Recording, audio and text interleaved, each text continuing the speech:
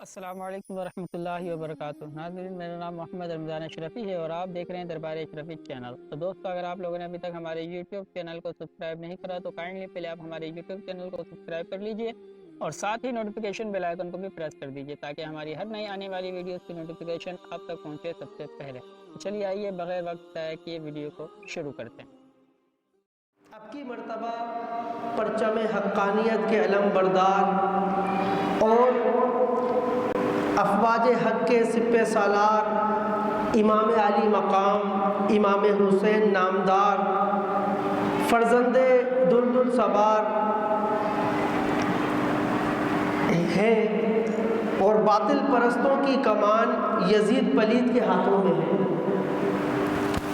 ایک طرف 22,000 کا لشکر خوفار ہے اور ایک طرف 82 نفوس قدسیہ کا ایک قافلہ ہے جس کا ہر فرد دن کا روزے دار اور رات کا عابد شب زندہ دار ہے۔ اس میں پردہ نشین اور عفت مآب خواتین بھی ہیں اور غلام بھی ہیں، بوڑھے بھی ہیں اور جوان بھی ہیں۔ اسی 82 میں بستر علالت پر کرہانے والے عابد بیمار بھی ہیں اور سب سے ننھے مجاہد علی اصغر شیر خوار بھی ہیں۔ مسلمانوں، تاریخ کربلا شاہد ہے کہ 2 محرم سے 10 محرم تک یہی مسئلہ زیر بحث رہا۔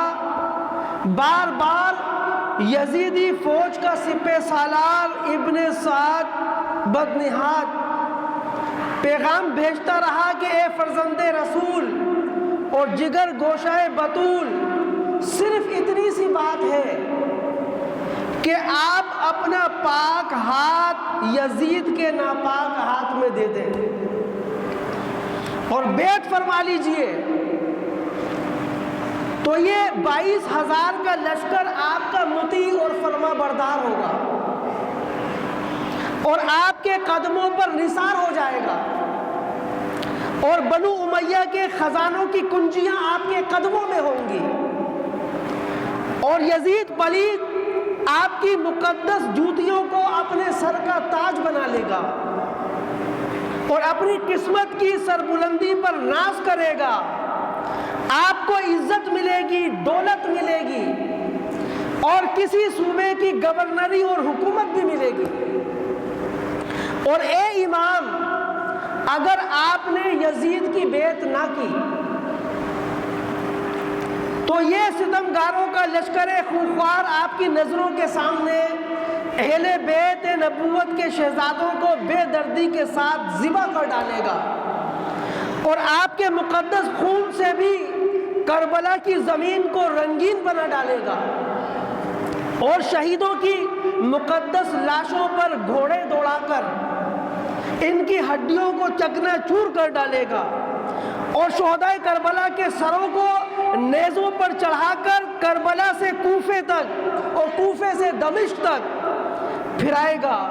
الغرض، امام علی مقام کو اس قدر لالچ دلائی گئی کہ اگر بادشاہ ہفت بھی ہوتا تو پھسل جاتا اور اس قدر ڈرایا گیا کہ اگر رستم بھی ہوتا تو اس کا پتا پانی ہو جاتا، قدم ڈگمگا جاتے۔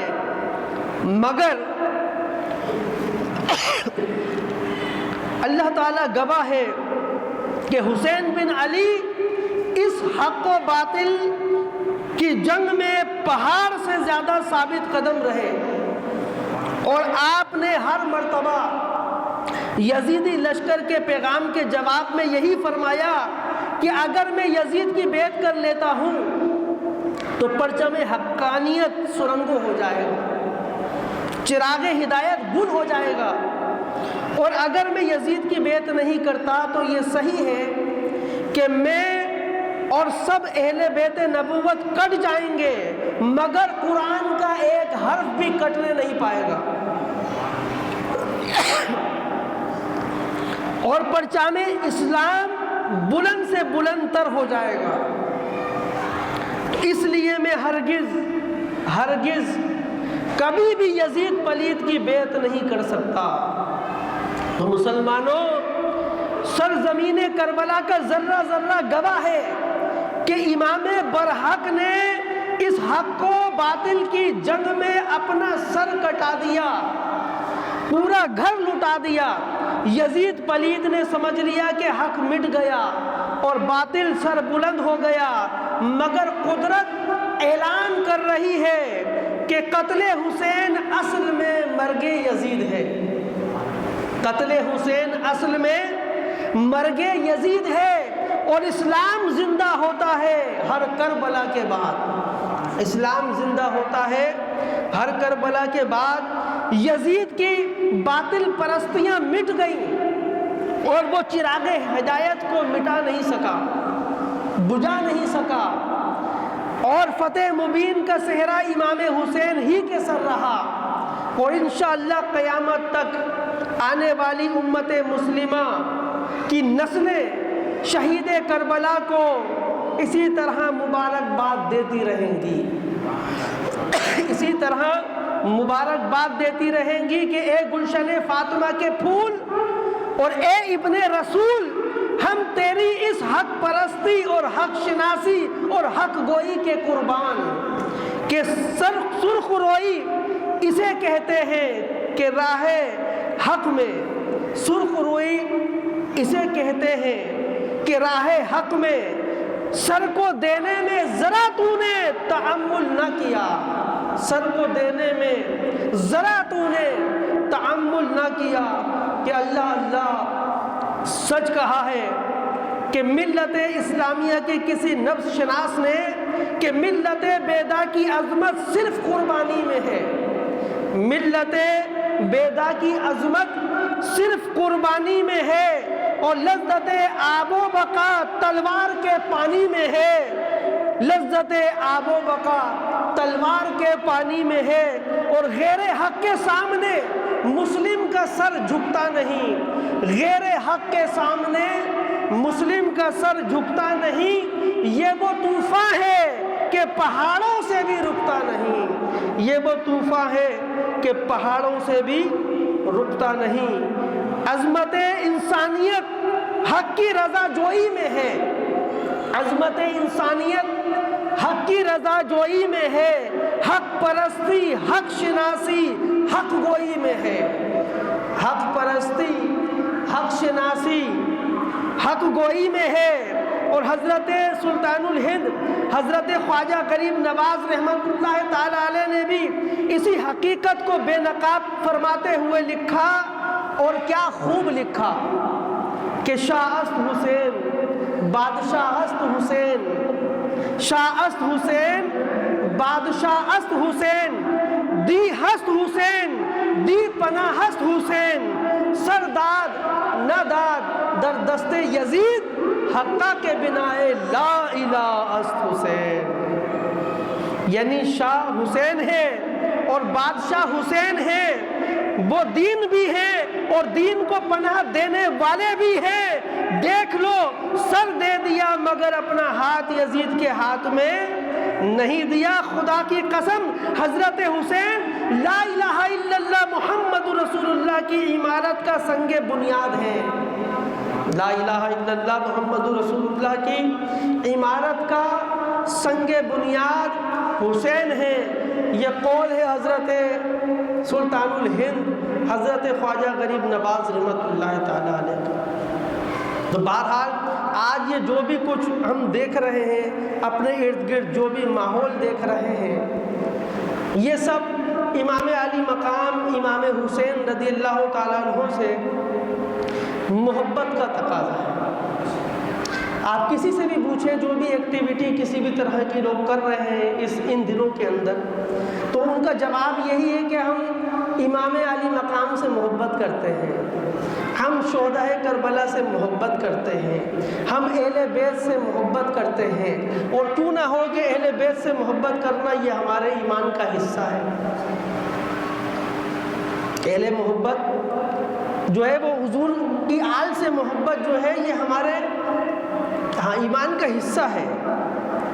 لیکن قربان جائیے صحابہ کہ وہ کیسی محبت کیا کرتے تھے، کیسی محبت، یعنی کہ اس کا جو پس منظر ہے، جو شان نزول ہے، وہ بھی یہی ہے نا کہ حضور کی محبت میں جب صحابہ نے آپس کے اندر کچھ رقم اکٹھی کی، کچھ پیسے، کچھ مالی تعاون کرنا چاہا تو اللہ تعالیٰ نے وہی نازل فرما دی، قُلْ لَا أَسْأَلُكُمْ عَلَيْهِ أَجْرًا إِلَّا الْمَوَدَّةَ فِي الْقُرْبَى۔ اے محبوب آپ فرما دیجئے کہ میں تم سے دین پر کوئی، دین کی محنت پہ کوئی اجر طلب نہیں کرتا، مگر میری آل سے محبت، اہل بیت سے محبت کرو۔ تو اہل بیت سے محبت یہ ایمان کا حصہ ہے۔ تو جب یہ صحابہ نے سنا تو کس طرح سے محبت کے واقعات جو ہے وہ حدیثوں کے اندر کوٹ ہوئے ہیں۔ اسی میں سے ایک واقعہ امیر المومنین فی الحدیث حضرت ابو ہریرہ رضی اللہ تعالیٰ عنہ، یہ وہ زمانہ، وہ دور ہے کہ جب حضرت ابو ہریرہ کی بزرگی ہے، بال سفید ہیں، اور امام علی مقام کی داڑھی مبارک جو ہے وہ سیاہ ہے۔ امام علی مقام جوانی اور شباب کے عروج پر ہے، لیکن چونکہ امیر المومنین فی الحدیث ہے، درس حدیث دے رہے ہیں ابو ہریرہ، لوگ بیٹھے ہوئے ہیں، اور امام علی مقام جو ہے وہ سامنے سے اپنے گھوڑے پر آ رہے ہیں، بوندیں جو ہے وہ چھما چھم پڑ رہی ہیں، اور امام علی مقام جب اپنے گھوڑے سے اترتے ہیں، یہاں حضرت ابو ہریرہ بیٹھے ہیں، حضرت ابو ہریرہ کی نگاہ امام علی مقام پر ہے، کہتے ہیں کہ وہ قدم نیچے زمین پر آنے سے پہلے ہی حضرت ابو ہریرہ انہیں تھام لے، لیکن کچھ وقت لگا، حضرت امام علی مقام کا پاؤں مبارک جو ہے وہ زمین پر آ چکا، آپ فوراً دوڑ کے گئے، اپنے امامہ چادر سے آپ نے اس کو جھاڑا، صاف کیا۔ حضرت ابو ہریرہ فرماتے ہیں کہ حضرت امام علی مقام نے فرمایا کہ ابو ہریرہ یہ کیا کرتے ہو؟ آپ کی داڑھی سفید ہے، آپ بزرگ ہیں، یہ کیا؟ تو فرماتے ہیں کہ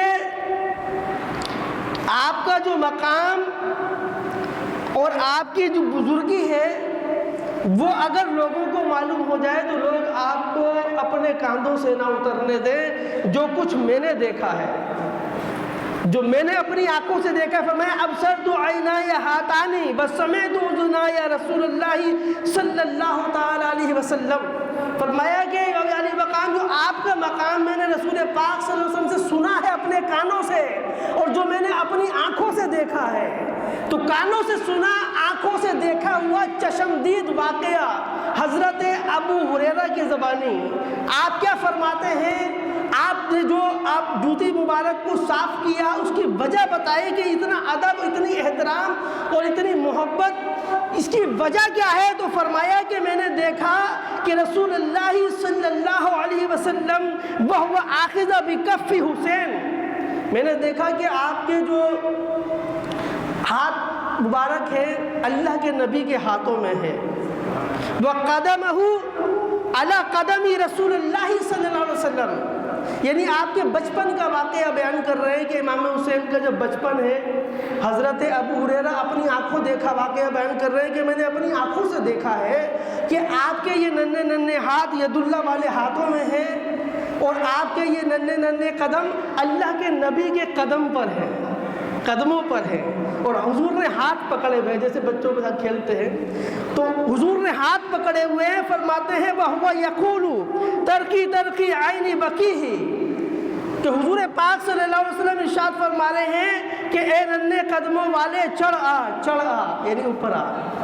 فرمایا کہ چنانچہ امام حسین جسم اثر پر چڑھنے لگے کہ قال فرق الغلام حتی وضع قدمیہ علی صدر رسول اللہ صلی اللہ علیہ وسلم، یہاں تک کہ میں نے دیکھا کہ آپ کے ننھے ننھے قدم سے آپ نے چلنا شروع کیا، اور چلتے چلتے جو ہے اللہ کے نبی کے سینے پر میں نے آپ کے قدم دیکھے ہیں، جس کے لیے اللہ نے قرآن میں ارشاد فرمایا الم نشرح لک صدرک، جس سینے پہ اللہ نے قرآن اتارا ہے. تو آپ کے ننھے ننھے قدموں کو میں نے ایسے مقام پہ اللہ کے نبی کے سینے پر میں نے دیکھا, اور جب آپ کے قدم اللہ کے نبی کے سینے پر آئے اور آپ کا چہرہ اللہ کے محبوب کے چہرے کے مقابل سامنے آیا, تو حضور نے فرمایا ثم قال له رسول اللہ صلی اللہ علیہ وسلم افتح فاک, اے میرے بیٹے ذرا اپنا منہ کھولو. ثم تفلا ثم قبلہ, جب آپ نے اپنا منہ مبارک کھولا تو اللہ کے نبی نے اپنا لاب دہن آپ کے منہ میں ڈال دیا. ڈالنے کے بعد فرمایا اللہ میں اس سے محبت کرتا ہوں, تو بھی اس سے محبت فرما, تو بھی اس سے محبت فرما. یہ صحابہ کرام کی محبت. تو اسی بات کو یاد رکھنا, مختصر وقت کے اندر بتانا چاہ رہا ہوں کہ اس ماحول کے اندر, اس اوقات کے اندر, ان دنوں کے اندر جو بھی آپ ایکٹیویٹی دیکھ رہے ہیں اپنے ارد گرد, یہ سب محبت کے تقاضے کے مطابق ہے. یعنی اگر آپ کسی سے بھی پوچھیں گے بھائی ایسا کیوں کر رہے ہیں, بولے ہم اہل بیت سے محبت کرتے ہیں, شہدائے کربلا کی محبت میں ہم یہ کام کر رہے ہیں. تو شہدائے کربلا کی محبت ہمارے ایمان کا حصہ ہے. بتانا یہ چاہ رہا ہوں کہ ہم اپنی مرضی سے ایسے کام نہیں اپنا کے ان کی طرف ہم نسبت نہیں کر سکتے کہ ہم جو کام کریں ہم سوچیں کہ بھئی یہ اہل بیت سے محبت کا تقاضا ایسے پورا ہوتا ہے. یہاں ہم مسلمان ہیں, ہمارے گرد ایک دائرہ ہے, دائرہ اسلام, قرآن و سنت, اس کے اندر اندر رہتے ہوئے ہم نے محبت کرنی ہے. اس کے اندر اندر رہتے ہوئے, یعنی ایسے نہیں کہ کوئی بھی کام کریں گے آپ نسبت کر دیں گے کہ بھئی شہدائے کربلا سے محبت ہے اس وجہ سے ہم کر رہے ہیں, ایسا نہیں. مثال کے طور پہ صرف ایک بات کہ ان کا نام لے کر جو ہے اپنے آپ کو پیٹنا, رونا, نوچنا, اس قسم کے معاملات, اس پر تعلیم, یعنی کہ حضور کا گھرانہ, اہل بیت کا گھرانہ اتنے سخت آزمائش اور آلام کے باوجود صرف اور صرف صبر کا درس دے رہا ہے. صبر کا درس, موضوع طویل ہے لیکن بہت مختصر انداز سے آپ کو صرف پوائنٹ سمجھانا چاہ رہا ہوں کہ صرف صبر کا ہی درس دے رہا ہے. خود حضور پاک صلی اللہ تعالیٰ علیہ وسلم کا عمل, حضرت ابراہیم رضی اللہ تعالیٰ عنہ کا انتقال ہوا, آپ سب جانتے ہیں. حضور پاک صلی اللہ تعالیٰ علیہ وسلم کا عمل کیا ہے اور حضور کا فرمان کیا ہے؟ فرمایا کہ القلب یحزن والعین فدمع, اے ابراہیم تیری جدائی کی وجہ سے دل غمگین ہے اور آنکھوں سے آنسو بہہ رہے ہیں.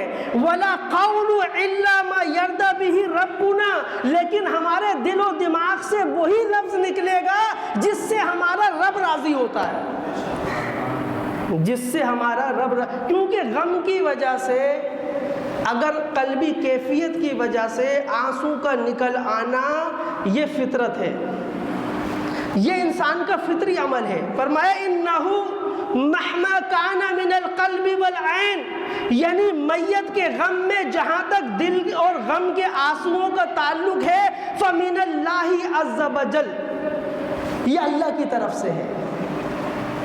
کسی کا عزیز, کسی کے والد, کسی کا بیٹا, کسی کی بہن, کسی کی بیوی جب انتقال کر جائے کسی کا کوئی اپنا, تو اس کی وجہ سے آنکھ سے آنسو بہہ جانا, یہ فرمایا کہ یہ اللہ کی طرف سے ہے. وَمِنَ الرَّحْمَةِ, اور یہ رحم اور نرمی کی وجہ سے ہے کہ جس کے دل میں سوز و گداز ہوتا ہے, جس کا دل نرم ہوتا ہے تو اس کے ساتھ یہ معاملہ ہو جاتا ہے, آنسو خود بخود بہنے لگتے ہیں. تو یہ تو ہو گئی ایک فطرت.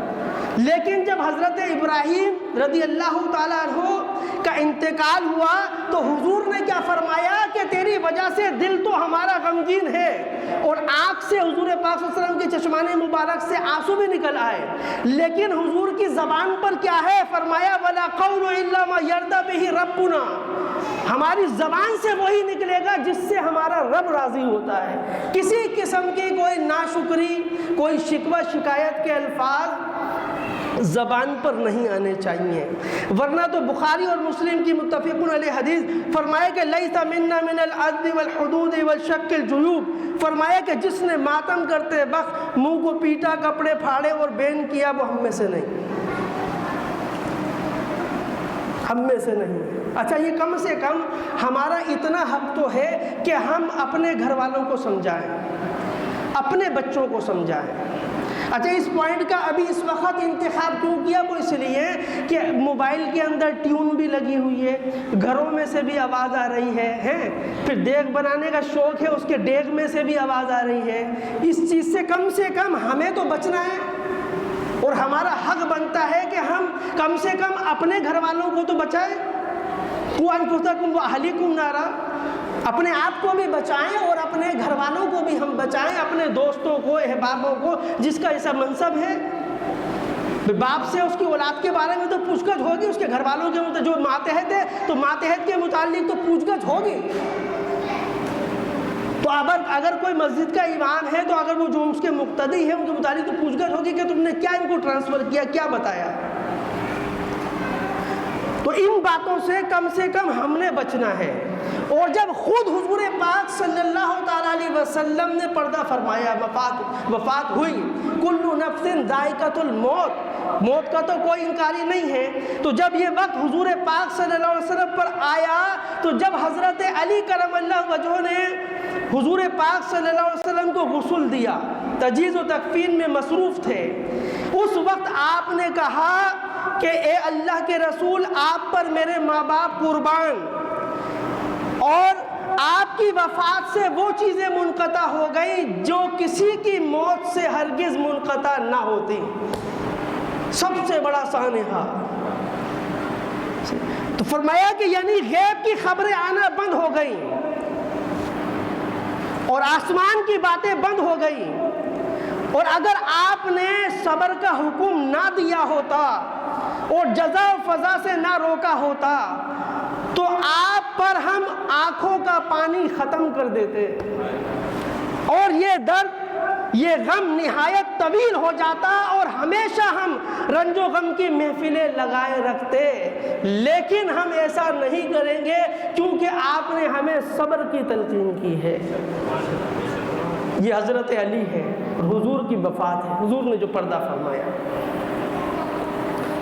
اب امام علی مقام کے بھی اقوال یہی ملتے ہیں، یہی لکھے ہیں کتابوں کے اندر کہ آپ نے ہر لمحہ، چاہے وہ علی اکبر کی شہادت ہو، چاہے وہ حضرت قاسم کی شہادت ہو، چاہے وہ علی اصغر کی شہادت ہو، تو جتنے بھی شہید ہوئے ہیں ہر شہادت پر امام علی مقام کا درس یہی ہے، درس صبر، درس شکر، درس رضا۔ پوری کربلا کے اندر اپنے گھر والوں کو بار بار اسی چیز کی آپ تلقین کرتے رہے، یہاں تک کہ فرمایا ایک عبارت سے آپ کے سامنے کہ صبرن یا اہل بیتی صبرن یا ابن عمدی لا رأیتم وہو ہوانن بعد ذالک، کہ اے اہل بیت صبر کرو، اے چچا کی اولاد صبر کرو، اس کے بعد تمہیں کوئی تکلیف نہیں پہنچنے والی، اس کے بعد تمہیں کوئی تکلیف نہیں پہنچنے والی۔ تو جن کے نام پر ہم یہ سارا کچھ کر رہے ہیں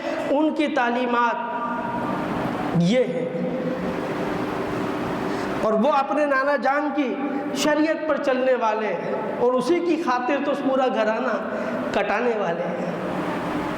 ابھی بیان کے شروع میں سنا نا کہ اتنی لالچ دی گئی کہ اگر بادشاہ حق بھی ہوتا تو پھسل جاتا، اور اتنا خوف و ڈرایا گیا کہ اگر رستم بھی ہوتا تو اس کا بھی پتا پانی ہو جاتا۔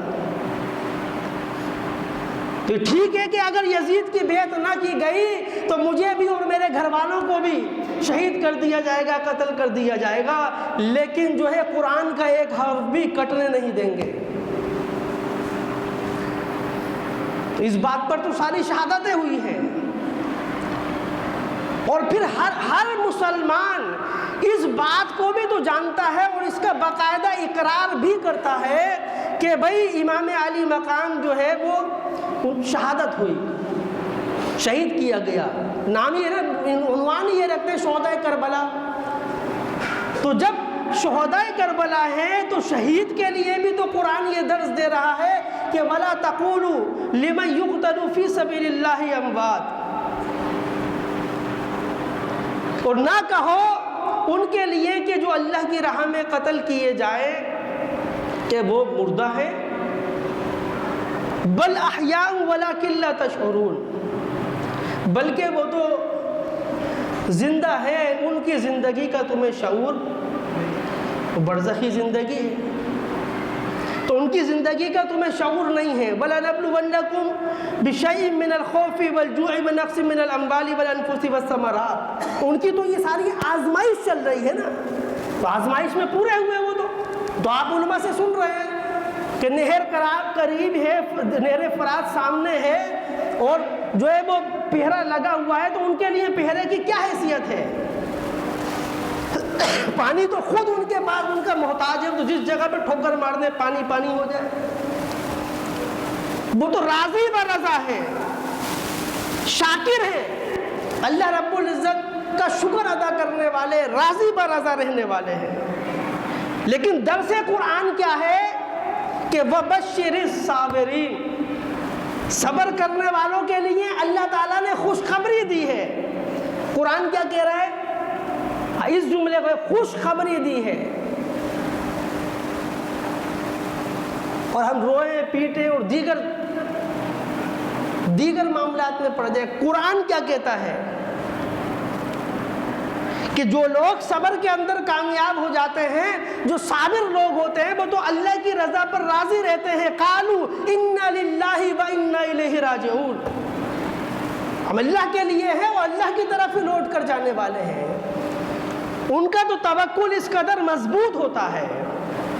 دوسرے مقام پہ درس قرآن اس موضوع پر کیا ہے؟ فرمایا کہ وَلَا تَحْسَبَنَّ الَّذِينَ قُتِلُوا فِي سَبِيلِ اللَّهِ أَمْوَاتٌ، فرمایا کہ تم تو گمان بھی نہ کرو ان کو کہ جو اللہ کی راہ میں قتل کیے گئے، شہید کیے گئے، ان کو مردہ تم تصور بھی نہ کرو۔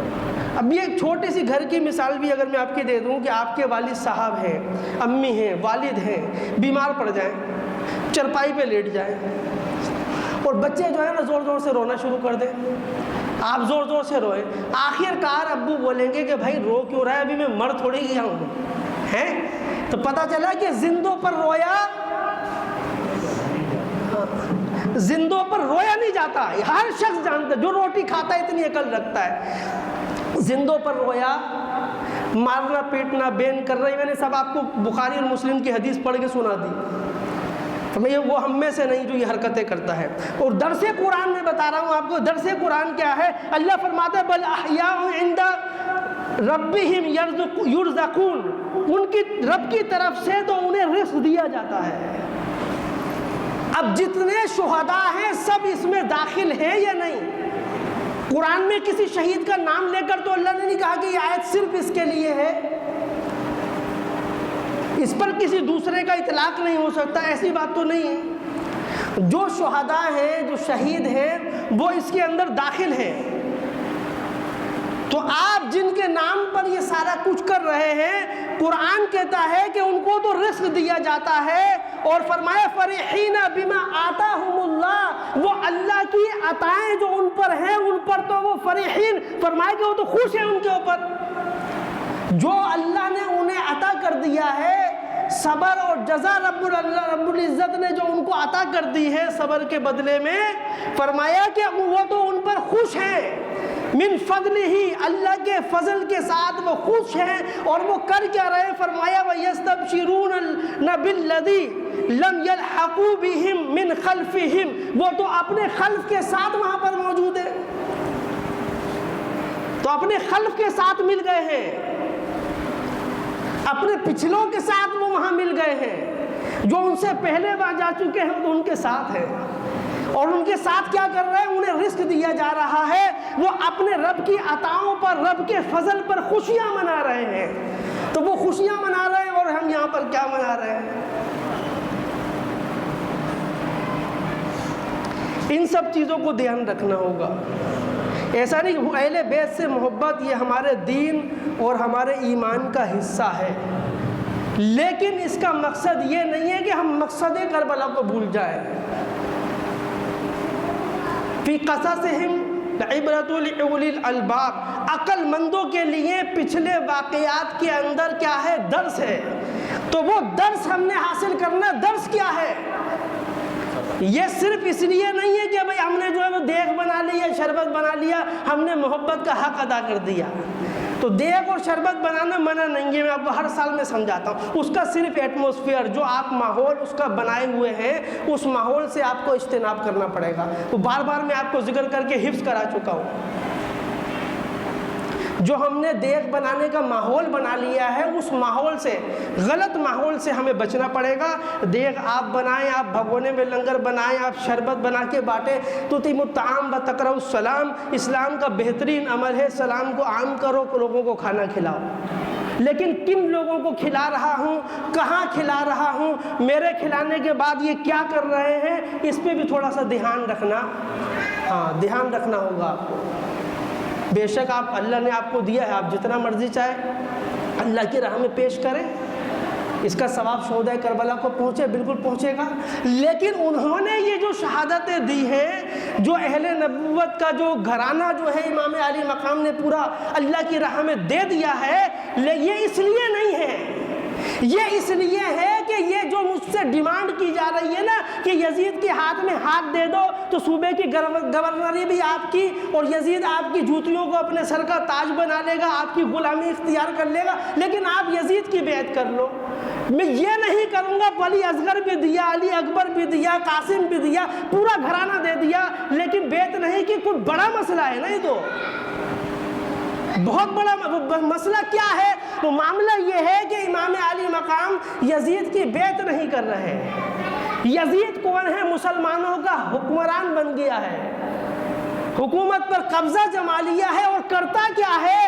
نمازوں کو قضا کرتا ہے، شراب کو عام کرتا ہے، زنا اور ناچ گانے کو عام کرتا ہے، لہٰذا اور حکومتی جو خزانہ ہے، مسلمانوں کا خزانہ جوئے کے اندر اڑا دیتا ہے، اس پر سٹا لگا دیتا ہے، اسے اپنی نفسانی خواہشات کے لیے مسلمان کے خزانے کو وہ ہضم کر جاتا ہے، اپنی خواہشات کے مطابق اس کو خرچ کرتا ہے۔ لہٰذا ایسا حکمران مسلمانوں کا نہیں ہو سکتا، ایسے حکمران کی میں بیعت نہیں کر سکتا، ایسے حکمران کے لیے یہ حسین کا ووٹ نہیں ہو سکتا۔ تو نہ حسین نے دیا ہے، نہ حسینیوں نے دیا ہے، سر داد نہ داد در دست یزید، حقہ کے بنا لا الہ الا اللہ۔ یہ ہے درس کربلا۔ یہ نہیں کہ جناب ایک دیگیں پکا لی، ابھی تو وہ اخبار میں میڈیا میں آئے گا 500 دیگیں فلانے سیٹھ صاحب نے بنا لی۔ تو فلانے سیٹھ صاحب کا حال کیا ہے؟ ایک بھی نماز نہیں پڑھتے، دیگ بنا لیتے ہیں، لیکن ووٹ جو ہے وہ چوروں کو دیتے ہیں۔ اس میں کوئی آر نہیں ہے کہ مسلمانوں کے سر پر کوئی بھی حکمران آ کے بیٹھ جائے۔ دیگ امام حسین کی بنائی ہے، کیوں؟ کیونکہ میں امام حسین سے محبت کرتا ہوں۔ تو اللہ کے بندے، امام حسین سے اگر ہم محبت کرتے تو ہمارے سر پر ایک بھی چور نہیں بیٹھتا۔ اس کا مقصد یہ ہے کہ ہماری محبت میں کمزوری ہے، اس کو تو ہمیں اپنی گریبانوں میں جھانکنا پڑے گا نا، اس کا اعتراف کرنا پڑے گا، اور آئندہ کے لیے اس عمل کی ہمیں تجدید کی نیت کرنی پڑے گی، اعلان تجدید کرنا پڑے گا، اور نیت تجدید کرنی پڑے گی کہ انشاءاللہ تعالی آئندہ سے ہم سے یہ غلطی، اگر ہم سچے حسینی ہیں تو یہ غلطی ہم سے نہیں ہوگی۔ اللہ تعالی ہمیں دین میں تین کی سمجھ عطا فرمائے۔ وما علینا الا البلاغ۔